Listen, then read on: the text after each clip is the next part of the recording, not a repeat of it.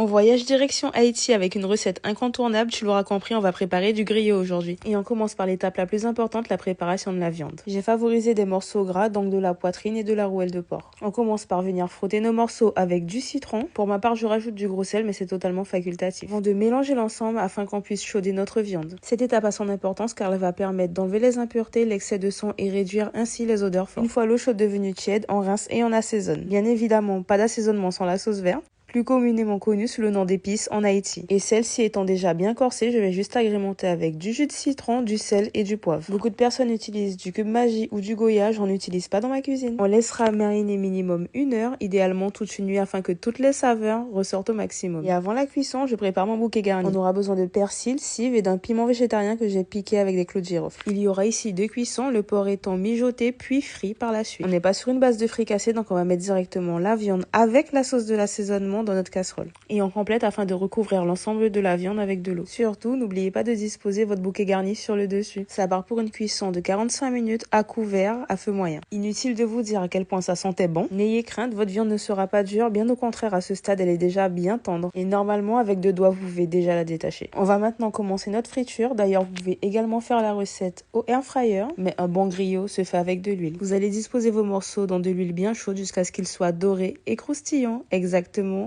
comme sur la vidéo. C'est cette couleur-là que l'on va obtenir. Notre griot est maintenant prêt, croustillant à l'extérieur, tendre à l'intérieur et plein de saveurs. Il s'accompagne de pickles, de bananes pesées, de riz collé et également de riz dur. Bonne dégustation à vous et des bisous!